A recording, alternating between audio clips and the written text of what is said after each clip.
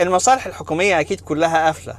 لو رحت المرور هلاقيه قافل، لو رحت أي مكان هلاقيه قافل، ومش هلاقي حد يعمل لي حاجة. ما طبعا حتى المطارات مش هيبقى فيها ناس بتشتغل. ما كل الكلام دوت بسبب ان الحكومة الامريكية قفلت من امبارح بالليل من الساعة 12 ودقيقة واحدة بتوقيت الساحل الشرقي، واكيد الكلام دوت هيأثر على الجميع. الكلام ده صحيح ولا لا؟ النهاردة انا شخصيا رحت المرور كان فاتح وكان شغال وكان كل حاجة تمام فيه. الحكومة الامريكية لما بتقف في حاجة زي كده، في حاجات كتيرة بتبقى واقفة وفي حاجات تانية بتبقى شغالة. هما بيقسموا الحاجة لقصتين اتكلمنا عنهم قبل كده، اللي هما الاسينشالز والنون اسينشالز. الناس المهمين في شغلهم والناس غير مهمين في شغلهم. يعني الناس اللي لازم ضروري يكونوا موجودين عشان الدنيا تفضل ماشية. الناس الاسينشالز ديت اللي هي المهمة ديت في شغلها، زي الناس اللي بتراقب مثلا الحركة الجوية، وزي الناس اللي في المطارات، وزي الناس الموظفين الحكوميين اللي بيخلصوا الحاجات الرئيسية. الحاجات ديت موجودة وشغالة.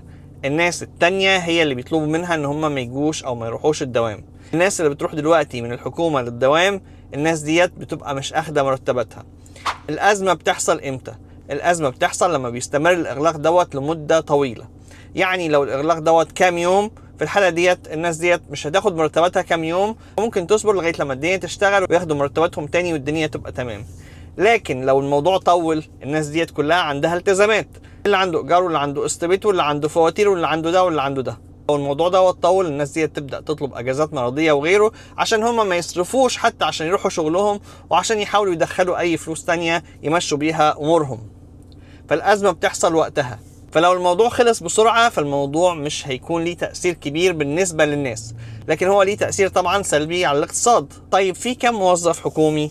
اللي انا شفته وقريته حوالي 750 ألف موظف فيدرالي في الولايات المتحدة الأمريكية، فده رقم ضخم جدا.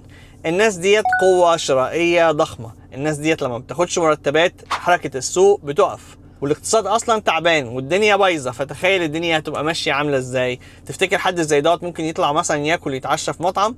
تفتكر حد زي دوت هيروح يشتري حاجه مش ضروريه ومش اساسيه في الوقت اللي احنا فيه دلوقتي؟ فنشوف الدنيا هتمشي ازاي، خصوصا ان الرئيس دونالد ترامب عايز الموضوع دوت يستمر عشان يمشي موظفين فيدراليين كتير من الحكومه. فخلينا نتابع وخلينا نشوف، وشاركونا برايكم على الموضوع. تحياتي للجميع، لؤي العاصي من نيوجيرسي، مع السلامه.